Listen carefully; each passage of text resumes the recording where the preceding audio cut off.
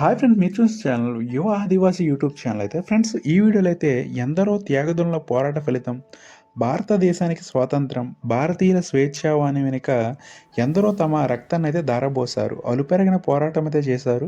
అందులో కొందరు యోధులు చరిత్ర మాత్రమే వెలుగులోకి వచ్చింది. అందులో విశాఖమన్యంలో అల్లూరి సీతారామరాజు సాగించిన స్వతంత్ర పోరాటం యావత్ భారతావన్నతి కదిలించింది, ఉద్యమ స్ఫూర్తిని రగిల్చింది. కానీ అంతకంటే ముందుగా ఎంతోమంది ఆదిమ జాతి వీరులు సైతం తమ పరాక్రమంతో బ్రిటిష్ వారి గుండెల్లో నిద్రపోయారు.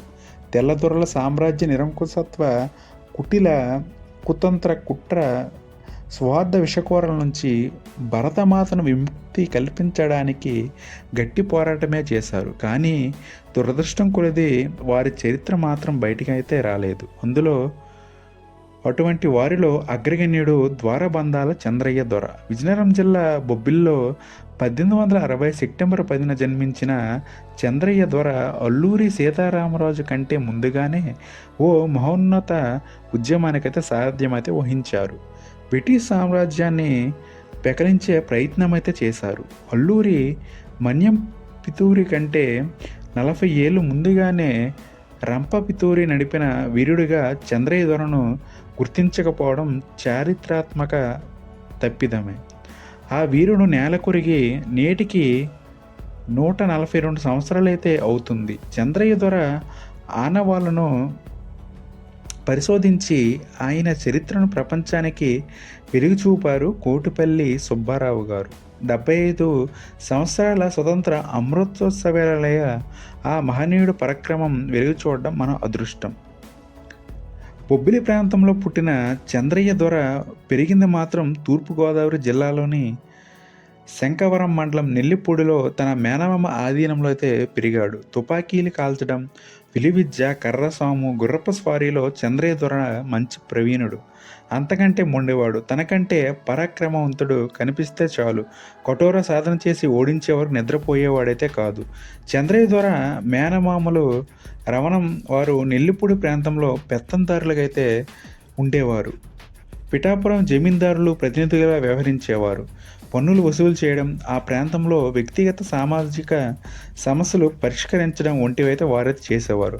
అయితే చంద్రయ్య దొర యుక్త వయస్సు వచ్చినప్పుడు భీకరమైన కరువు అయితే రాజ్యమేలింది. కలరా, మసూచి, ప్లేగు వంటి ప్రాణాంతకమైన వ్యాధులు వ్యాప్తి చెందాయి. సకాలంలో వైద్యం అందక వేలాది మంది ప్రజలైతే మృత్యువాదైతే పడ్డారు. అటువంటి సమయంలో కూడా సంస్థానిధుల పన్నుల కోసం అయితే ప్రజలను అయితే పిప్పి చేసేవారు.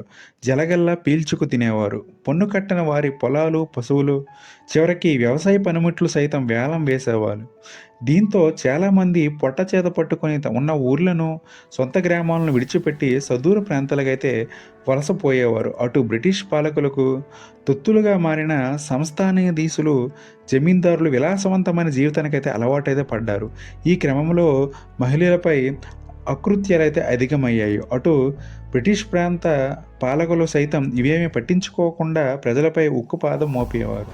వీటన్నిటిని చూసిన చంద్రయ్య రక్తమైతే మరిగింది. అసలే పౌరుషవంతుడు కావడంతో వారిపై తిరగబడ్డాడు. చింతాకుల అక్కయ్య వంటి ఇంటి వద్ద పెద్దిపాలెం మీదుగా తొలి తిరుగుబాటైతే చేశాడు. ఒకవైపు పోరాడుతూనే కరువు రోజులు కావడంతో విరివిరిగా గంజి సత్రాలు స్థాపించాడు. అవే పేద గిరిజన ఆకలినైతే తీర్చాయి. తూర్పుగోదావరి మన్య ప్రాంతంలో ప్రారంభమైన చంద్రయ్య పోరాటం అటు ఖమ్మం, పశ్చిమ గోదావరి, విశాఖ జిల్లాలతో పాటు మధ్యప్రదేశ్, ఒడిస్సా సరిహద్దు ప్రాంతాల వరకైతే విస్తరించింది. గిరిజనులు, హరిజనులు, బడుగు బలహీన వర్గాలను సంఘటితం చేసిన చంద్రయ్య దొర బ్రిటిష్ వారికి సవాలైతే విసిరారు. ఎన్నో పోరాటాలు చేసైతే విజయవంతమయ్యారు. తెల్ల దొరల కంట్లు అయితే నలుసుగా అయితే మారారు. కారం తమ్మన్న దొర, పులిచింత సాంబయ్య, అంబుల్ రెడ్డి వంటి యోధులతో చేయగలిపిన చంద్రయ్య దొర సామ్రాజ్యవాదుల దోపిడిని అయితే ప్రతిఘటించడం ప్రారంభించారు. ప్రజా ప్రతిఘటనను అయితే తీసుకువచ్చారు. అటు మన్యంలో గిరిజనులను, ఇటు మైదానంలో రైతులను సంఘటితం చేసి పోరాట బాట పట్టించారు. తిరుగుబాటు అయితే ఉగ్ర రూపమైతే దాల్చింది. తూర్పుగోదావరి జిల్లా రంపచోడవరం మన్యంలోని బురదకోటను స్థావరంగా చేసుకొని బ్రిటిష్ వారికి వ్యతిరేకంగా 1879లో చంద్రయ్య దొర తిరుగుబావుట ఎగరవేశాడు. రంపచోడవరంలో ప్రారంభమైన రంపపితూరి, భద్రాచలం, రేకపల్లి, కొయ్యూరు, గొలుగొండ ప్రాంతాలకైతే విస్తరించింది. రోజు రోజుకు చంద్రయ్య దొర ప్రాబల్యమైతే పెరిగిపోతుంది. అటు ప్రజల మద్దతు కూడా పెరుగుతూ వస్తుంది. పీడిత ప్రజలు చంద్రయ్య దొరను ఆరాధ్య దైవంగా చూడడం ప్రారంభించారు.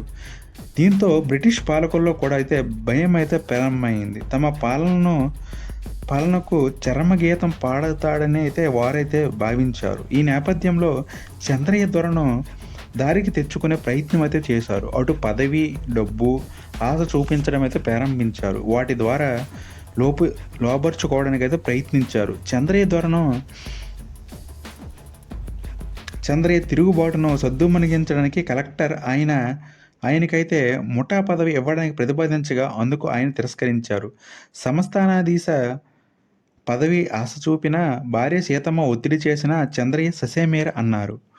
పదవిని తిరస్కరించడంతో బ్రిటిష్ వారు ఆయన్ను ఎలాగైనా బంధించి చంపాలనుకుని అతనిని బురదకోట స్థావరాన్ని బలగాలతో ముట్టడించి కాల్పులు అయితే జరిపారు. గాయాలతో బయటపడిన చంద్రయ్య రహస్యంగా అయితే శరభవరం పారిపోయాడు. దాడి తర్వాత ఆయన 1879 ఏప్రిల్లో అడ్డతీగల పోలీస్ స్టేషన్ అయితే ధ్వంసమైతే చేశాడు. దానికి ప్రతీకారకంగా ప్రభుత్వం చంద్రయ్య అనుచరులను 79 మంది కాల్చివేసింది. కారం తమ్మన్న దొరను కిరాతకంగా చంపి రాజమండ్రి పరిసరాలలో పడేసినట్లయితే అక్కడి స్థానికులు అయితే చెప్తున్నారు. చంద్రయ్య దొర ఉద్యమంలా ముందుకు సాగుతుండటంతో ఆంగ్ల ప్రభుత్వాన్ని కూలదోస్తాడని బెంగపట్టుకుంది. దీంతో నిఘా పెంచి ఆయన్ను సజీవంగా లేక నిర్జీవంగా పట్టించిన వారికి 1000 రూపాయలు బహుమతి ప్రకటించింది ప్రభుత్వం. దీంతో చంద్రయ్య మారువేషంలో తిరుగుతూ ఉండేవాడు. అడవిదారిలో ధాన్యం, పప్పు దినుసులు బండ్లను అడ్డగించి వాటిని పేద ప్రజలకైతే పంపిణీ చేసేవాడు.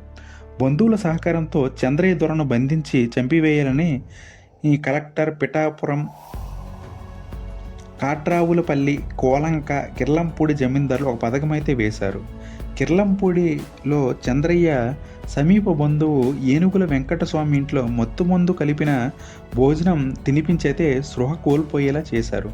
అనంతరం బ్రిటిష్ సైనికులు అతడి చేతులకు, కాళ్లకు బేడీలు వేసి కిర్లంపూడి ఏనుగుల వీధి, రామకోయిల దక్షిణ దిశగా ఉన్న రావి చెట్టుకు వేలాడదీసి ప్రజలందరి సమక్షంలో తుపాకులతో 1880 ఫిబ్రవరి 23 అయితే కాల్చితే చంపారు. దీంతో ఒక మహోన్నత శిఖరమైతే నేల కొరిగింది. కానీ ఆయన స్ఫూర్తి అయితే సజీవంగా నిలిచింది. అక్కడికి 4 దశాబ్దాల తర్వాత అల్లూరి రూపంలో మరో చరిత్రకారుడు, యోధుడు, ఉద్యమకారుడు అయితే పుట్టుకొచ్చాడు. అయితే ఇంతటి మహోద్యాన్ని నడిపిన చంద్రయ్య దొర చరిత్ర ఇంతవరకు వెలుగులోకి రాకపోవడం ఒక దురదృష్టకరం. ఇన్నాళ్ళు ఆయన చరిత్రను తన పరిశోధన ద్వారా వెలుగులోకి తెచ్చారు కోటిపల్లి సుబ్బారావు గారు. దీంతో చంద్రయ్య దొర పరాక్రమం అయితే బయట ప్రపంచానికైతే తెలిసింది.